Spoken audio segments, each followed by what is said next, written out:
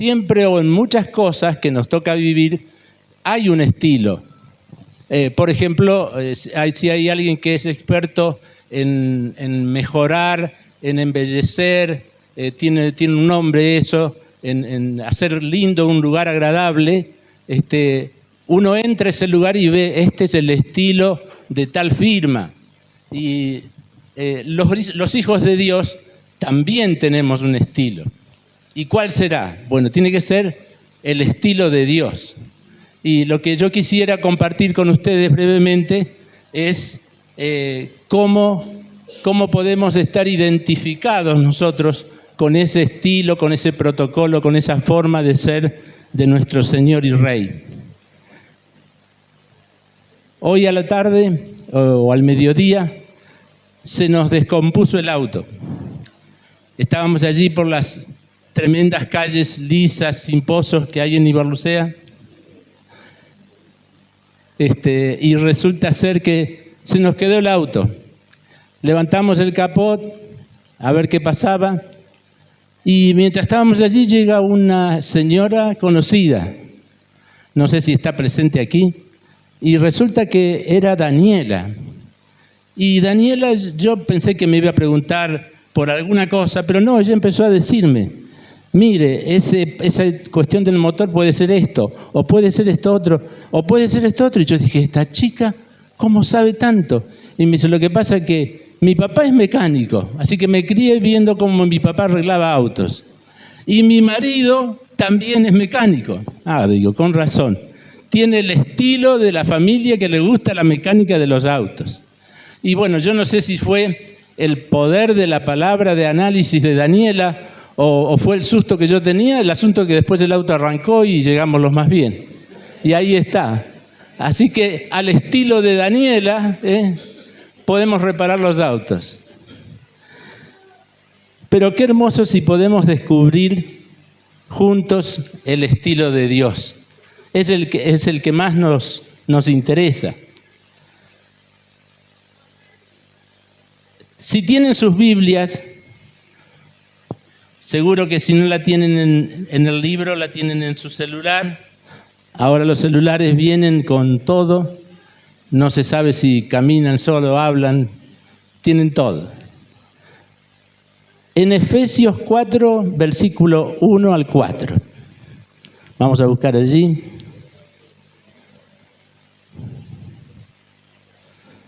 Efesios 4, versículo 1.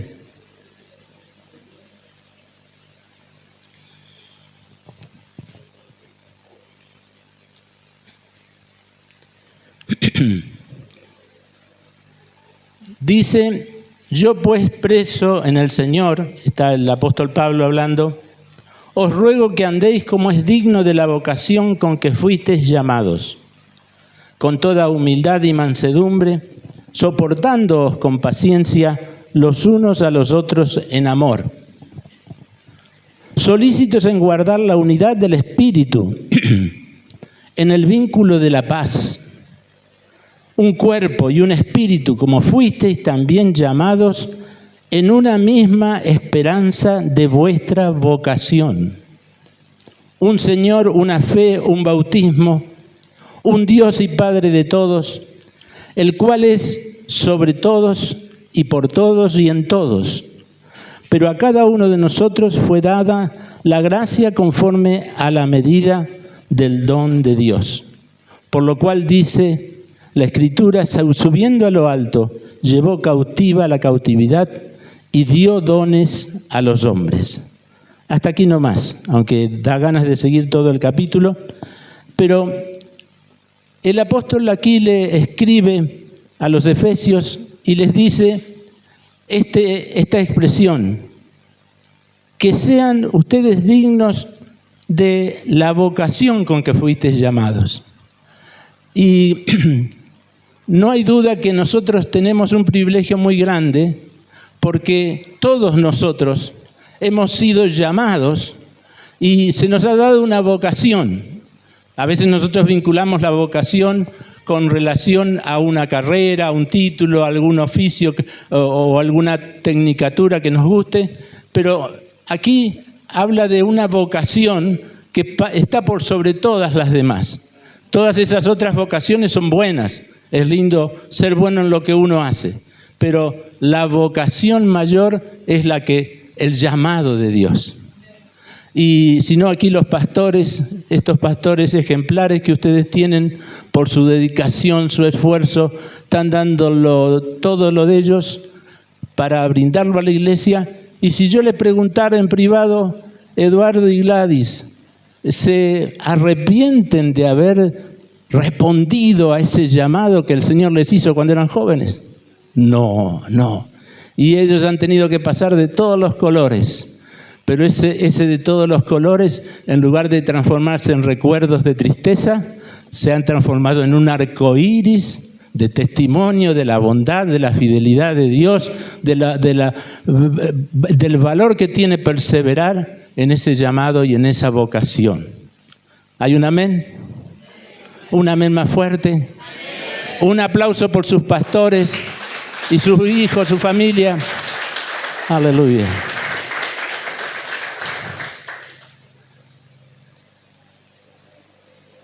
El Señor nos llamó y dice que esa vocación con la que fuimos llamados, dice, con toda humildad y mansedumbre, soportándoos con paciencia los unos a los otros, solícitos en guardar la unidad del Espíritu en el vínculo de la paz. Me detengo unos minutos para destacar que esa vocación con la que fuimos llamados incluye 4 cosas: humildad, mansedumbre, soportarse, tolerarse y tener paciencia los unos a los otros en amor. Así que si no nos falta en nuestra vida, ahora estamos hablando ya de la vida de relación como hijos de Dios, si no nos falta en esa relación humildad, amabilidad, paciencia y tolerancia, si nos falla alguna de esas cosas, estamos incompletos. Hay que, digamos, rendir esa materia, ver de qué trata ese tema. No son cosas fáciles. Son fáciles de decir o leerlas como yo les leí recién ahora, pero lo que Dios quiere es que no solo sea una apariencia externa, sino que sea algo más profundo, que sea interno. Quizás si decimos, tengo humildad. Tengo mansedumbre, aquí. Mansedumbre, sí. ¿Soporto a los demás? ¿Tolero? Sí. ¿Tengo paciencia? Sí. Ahora, una cosa es decirlo, pero dice que el sentido de la Escritura acá habla de que totalmente, es decir, que el texto quiere decir no solo tener esos adornos que son la amabilidad, la tolerancia, la paciencia, sino que cada una de esas cosas sea profunda. Es decir, que tiene que ser desde el corazón y que luego se vea por afuera. Cuando uno está de novio, trata de mostrar lo mejor de sí. Que la novia o el novio, el cónyuge, el compañero, el futuro compañero de vida, uno quiere que vean lo mejor de uno.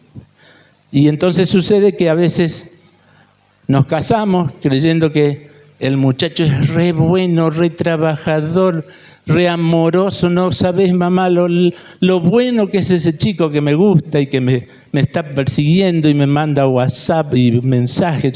Yo iba a decir cartitas, porque cuando yo era chico, los chicos se mandaban cartitas, ahora no, es WhatsApp. Y que no falte la señal, por favor. La clave del Wi-Fi. Y cuando descubre, cuando entran en la vida familiar, íntima, y empiezan a pasar las cosas de toda familia, de todo matrimonio, por allí descubrimos que ese muchacho tan lindo no era tan lindo, y que era tan amoroso no era tan amoroso. O a la inversa, puede ser que el muchacho pensaba, oh, mira, esa chica que me gusta y que me enamoré es un ángel. Resulta que después no es tan ángel. Pocas veces se da. Yo me acuerdo que me enamoré de Irma cuando era chica, tenía 12, 13 años y ya me gustaba. Y después a los 18 me gustaba más todavía. Y en el caso de ella se da que ella vio que era un muchacho lindo y bueno, y después de 52 años sigue diciendo que era... Hay que ver qué sigue diciendo. Sí era muchacho. Yo estaba por decir que en ella se cumplió, porque ella es linda, buena, amorosa, mucho más que cuando nos casamos hace 52 años. Pero yo no sé si ella podrá decir lo mismo de mí. Estoy tratando en estos últimos años de cambiar, pero a veces no lo logro. Y acá esta palabra me ayudó, por eso dije, la voy a compartir, porque a lo mejor no soy el único que no ha logrado todos esos cambios. Y la humildad, la mansedumbre, la tolerancia y la paciencia, a veces nos faltan. Pero sin embargo hay que tenerlas. Y si no las tenemos, no es tarde. No importa que tengamos muchos años o pocos años, siempre está la puerta abierta para el cambio. El asunto es que lo intentamos y a veces no lo logramos. Y entonces, ¿cómo solucionamos eso? Tenemos aquí en la palabra de Dios la respuesta. Ayúdenme, repita conmigo, así se nos graban estos cuatro virtudes o valores o cualidades que nosotros deberíamos tener para nuestra relación. Una es la humildad, mansedumbre, tolerancia, paciencia. Ahí está. A ver de nuevo, así, todos juntos. Humildad, mansedumbre, tolerancia y paciencia. ¿Qué tal? Con eso estamos completos. Ahora, mira al que tiene al lado y dígale, vos tenés que tener humildad, mansedumbre, tolerancia y paciencia. Y para colmo dice, y con amor. Tiene que estar todo envuelto con amor, porque a veces decimos, sí, usted no sabe, llevamos tantos años de casado, pero usted porque no ha tenido que vivir. En mi trabajo, ya les conté varias veces que en mi trabajo tuve la bendición en una época de tener que llevarle a la gente de esa localidad las buenas noticias cuando salía algo era un viudo, una pensión o viuda, y le llegaba un refuerzo para sus haberes. Y yo trabajaba en el banco, entonces había que notificar a esas personas. Y bueno, aunque ya lo he contado, permítanme contarlo una vez más. Una señora, cuando les llevo la buena noticia, aquí manda la gerencia del banco esta notificación. La señora salió a la puerta y me dice, gracias señor, gracias por la buena noticia. Dice, por fin ese desgraciado de mi marido me da una satisfacción después de muerto. Ya era viuda. Yo me asusté y dije, ¿qué va a pasar cuando yo me muera? ¿Qué dirá de mí mi señora? Así que bueno, pero pregúntele a ella, está acá presente, así que espere que yo me vaya primero y después pregúntele. Así que es bueno de que procuremos esas virtudes y que no solo sea algo superficial, sino que sea algo que hemos incorporado a nuestra vida y que va aún con sus... No se desanime si no le sale bien la primera vez, pero hay que seguir un intento tras otro hasta lograr los cambios que necesitamos para ser humildes de verdad, para ser pacientes de verdad, para ser tolerantes de verdad, para ser mansos, y tener paciencia. Vamos adelante. Esa era la parte primera del mensaje, vamos a decir la introducción. No quiero extenderme demasiado. La respuesta es ¿por qué a veces no logramos los cambios? La respuesta que nos da Dios es porque para que haya un cambio realmente profundo, no solamente es necesario que nosotros lo querramos, sino que hace falta la intervención de Dios. Hace falta un milagro, hace falta un nuevo nacimiento. La mayoría de los que estamos aquí creo que ha aceptado a Cristo Jesús como su Salvador. ¿Cuántos han aceptado a Cristo, por favor, y quieren levantar su mano? ¡Aleluya! ¿Cuántos hijos de Dios que hay aquí? ¡Qué hermoso! Si hubiera alguien que aún no ha tenido esa bendición de recibir a Cristo en su corazón, hoy es un día importante, elegido por Dios para usted. Y Dios nos está invitando, si aún no hemos dado ese paso de entregar nuestras vidas a Cristo, si aún no se ha experimentado ese nuevo nacimiento, hace falta que ocurra pronto, porque eso es milagroso, sobrenatural. Nosotros lo escuchamos, alguien nos predica, alguien nos enseña, pero es necesario que intervenga Dios para que su palabra toque los corazones y empiece así, con ese milagro de Dios, empiece un cambio real en nuestras vidas. Y no nos vamos a desanimar por las frustraciones. A veces pensamos que es una lista hermosa de cosas, y bueno, cumpliendo todos esos elementos tan lindos que a veces nos enseñan y nos comparten las Escrituras, vamos a cambiar, pero hace falta la intervención de Dios. Y hace falta que nosotros le demos lugar a que Dios intervenga. Y Dios sabe cómo tocar las fibras de nuestro corazón y cómo hacer que se opere milagrosamente una nueva vida, un nuevo nacimiento.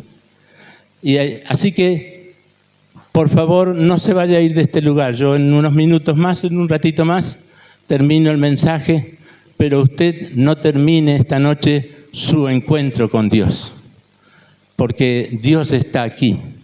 Cuando yo llegué al culto estaban ustedes cantando un corito muy hermoso que habla del mover de Dios. Dios está aquí. ¿Cómo era la letra?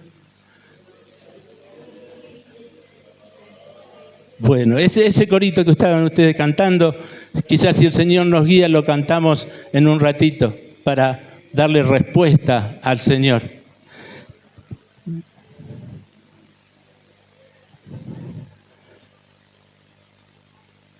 Cuando pensaba yo en el nuevo nacimiento, decía, del nuevo nacimiento espiritual, cuando hemos nacido, si nos preguntan, nos dice, ¿te acordás cuando naciste cómo eras? No, no nos acordamos, porque recién después de un tiempo empezamos a ser grandecitos y entender todas las cosas. Pero cuando uno nace espiritualmente, el Señor nos deja enterarnos de lo que está pasando ya desde el primer día. Si hoy usted acepta a Cristo en su corazón, va a ser el día más dichoso de su vida y se va a ir a su casa con una nueva vida que viene de Dios. Y con esa nueva vida que viene de Dios, todo es posible. Y hay que darle lugar para que Dios actúe con sus milagros. Hagamos nuestra parte, pero dejemos que Dios haga la suya, porque Él sabe cómo hacerlo. Necesitamos que lo haga y entonces así poder juntos glorificar al Señor.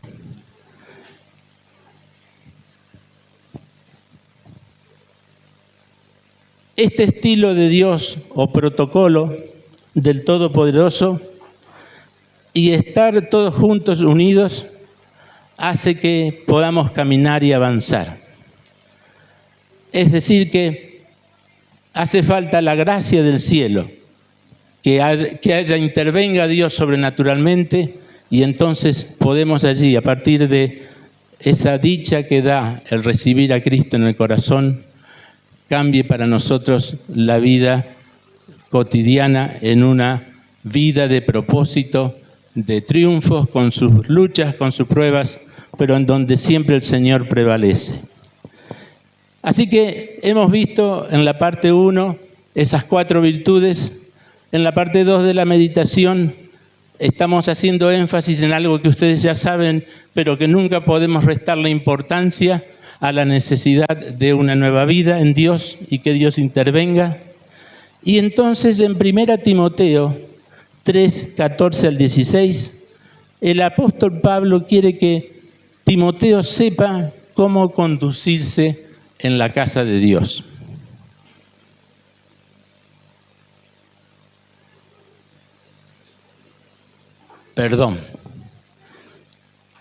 Dice, vamos a leer 1 Timoteo, capítulo 3.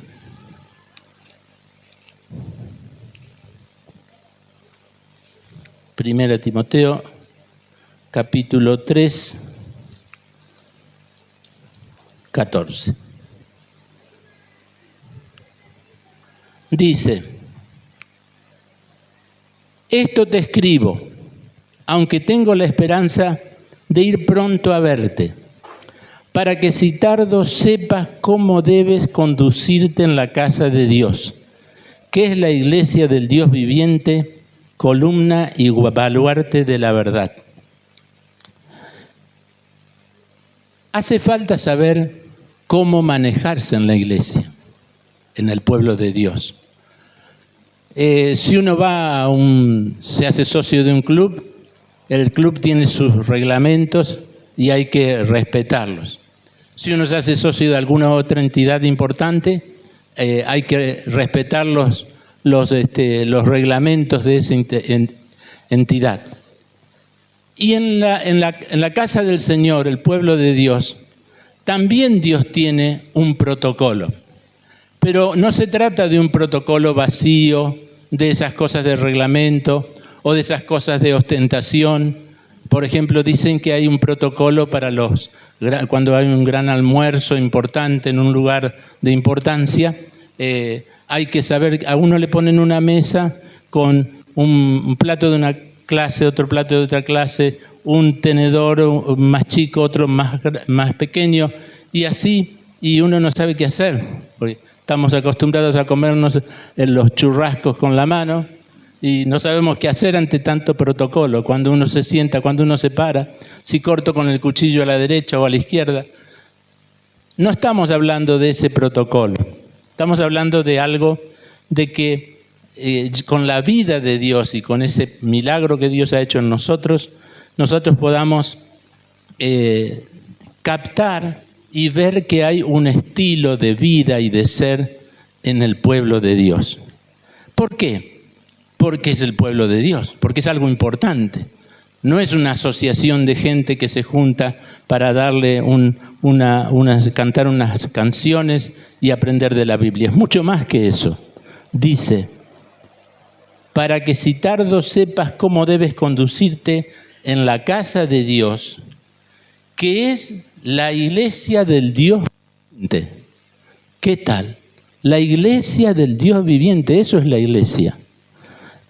La casa de Dios, que es la iglesia del Dios viviente, y ese lugar es columna, esa iglesia es columna y baluarte de la verdad. Es un calificativo tremendo el que Dios le da, una importancia tremenda. No quiere decir que para eso tengamos que entrar en una forma superficial o artística o simulada de apariencias. No, nuestra vida tiene que ser genuina, pero envueltos en el amor de Dios, con el poder del Espíritu Santo, haciendo caso de las enseñanzas que Dios nos da y las muestras de su poder y su amor, podamos nosotros captar cómo es el estilo de Dios. Y sabe una cosa, no se preocupe mucho, no vaya a pedirle a Andrés o a su hermana, a ver, dame el reglamento del estilo que tenemos que tener, cómo tenemos que venir vestidos, como esto, como lo otro. No hace falta. Hace falta que tengamos el corazón abierto, le digamos, Señor, ayúdame a vivir en el estilo del pueblo de Dios. Y sabe una cosa, los demás se van a dar cuenta. Es parte de nuestro mensaje al mundo. El mundo está esperando ver donde hay gente que sea diferente. Cuando se pone la confianza en el hombre o en las entidades humanas o en los grandes poderes, uno se va desanimando, se va frustrando, pero Dios no.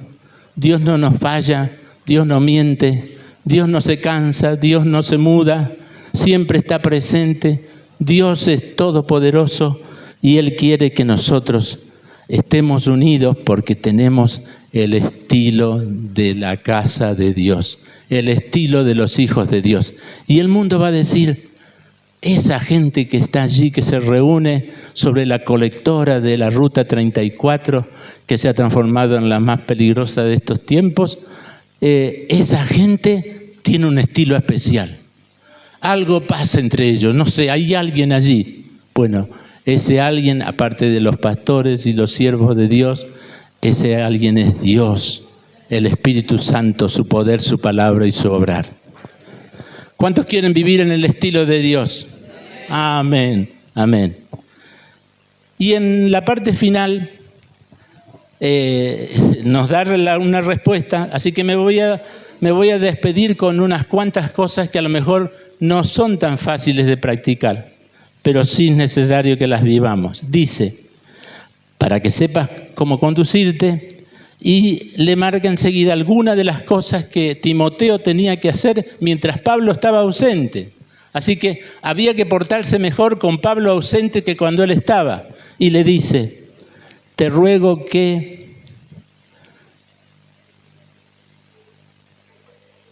Primera Timoteo 3 dice, ¿cómo tratar? A ver que me confundí. Primera Timoteo, el apóstol quiere que Timoteo sepa cómo conducirse. ¿Qué es la iglesia del Dios viviente, columna y baluarte de la verdad? Y dice,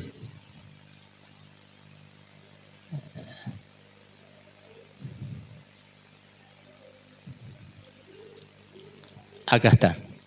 Pero el Espíritu dice claramente que en los postreros tiempos algunos apostatarán de la fe, engañadores y a doctrinas no, pero esa parte no. No es que no importa, importa sí, pero no es la que nos ocupa ahora. A ver si encuentro estas claves que el apóstol Pablo dice acá, que me llamaron tanto la atención. Primera Timoteo 3, 14 al 16. Primera Timoteo 3, 14, a ver. El 16, a ver.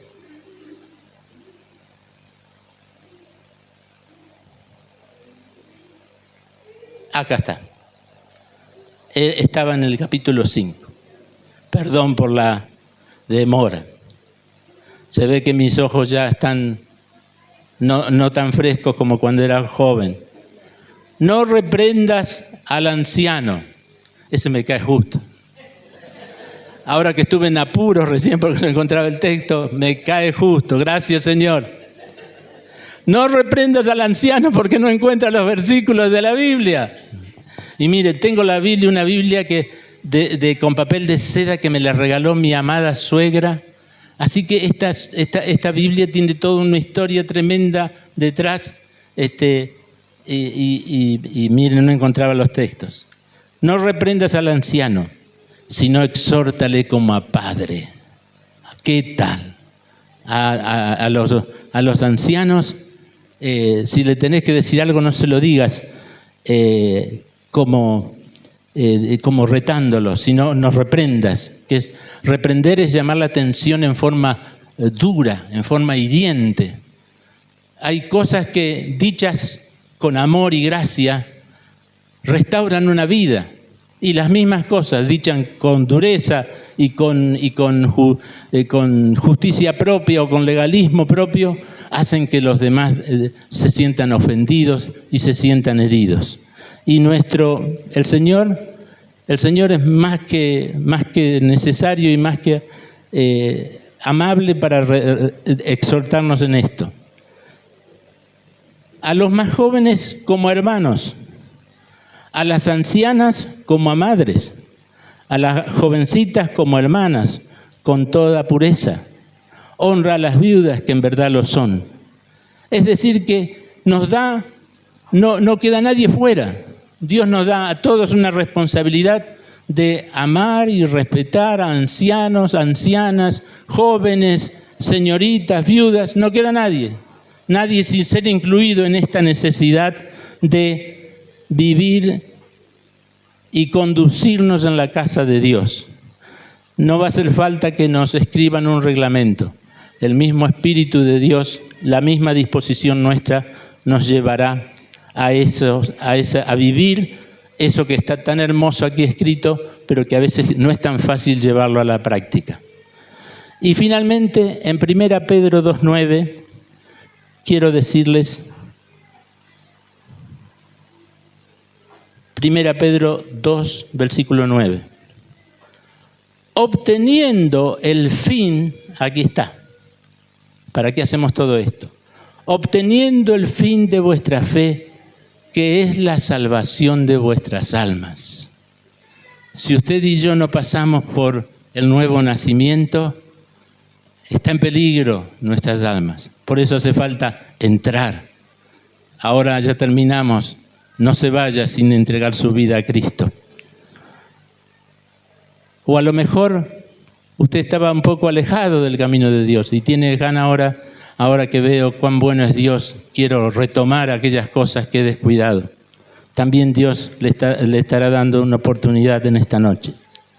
Y por último, este versículo de 1 Pedro 2:9 dice, obedeciendo el fin de vuestra fe, que es la salvación de vuestras almas. Y en Romanos 8, 6 al 8,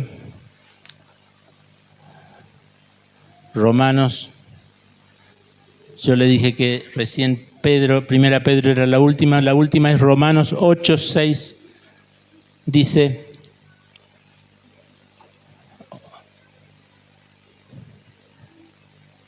porque el ocuparse de la carne es muerte, pero el ocuparse del Espíritu es vida y paz.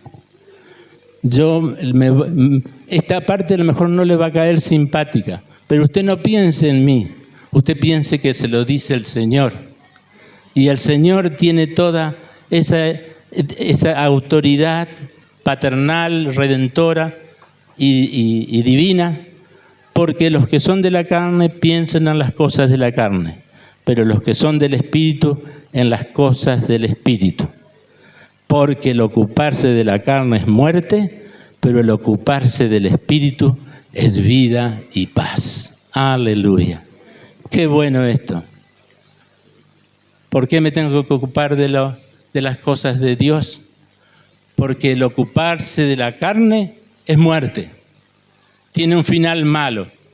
Pero el ocuparse del Espíritu, de las cosas de Dios, trae vida y paz. Y nosotros, los hijos de Dios, el pueblo de Dios, la iglesia de Dios, los obreros del Señor, todo lo que anhelamos y necesitamos es la gracia de Dios, la paz y el amor que solo Él puede dar. Y termina allí este mismo pasaje, después de exhortarnos a andar en el Espíritu y a ocuparnos de las cosas del Espíritu, dice, para que glorifiquéis a Dios con vuestro cuerpo y con vuestro espíritu. Así que aquí tampoco deja nada librado al azar. Dios nos da el plato y la fórmula completa para que podamos vivir en las victorias de Dios.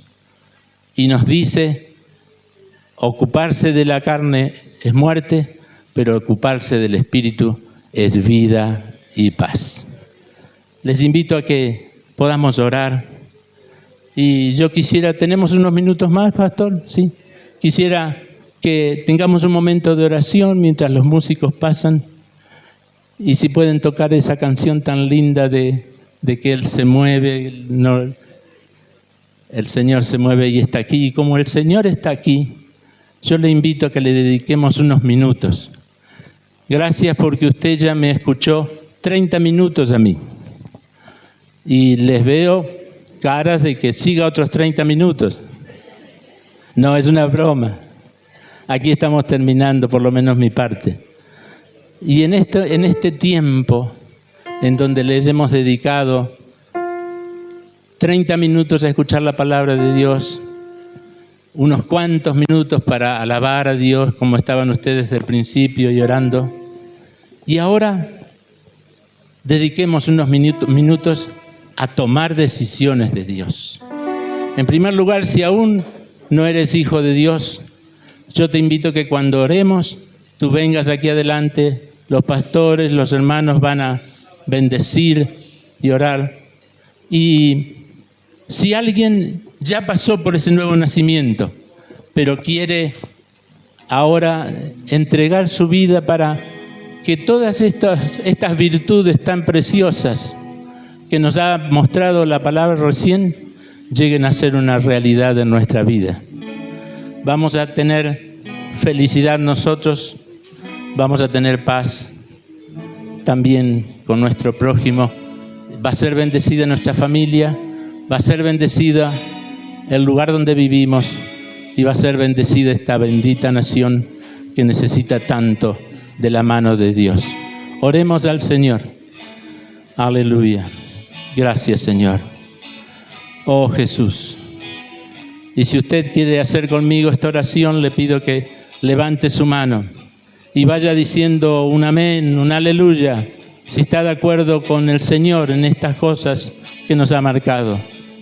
Señor Jesús, aquí estamos.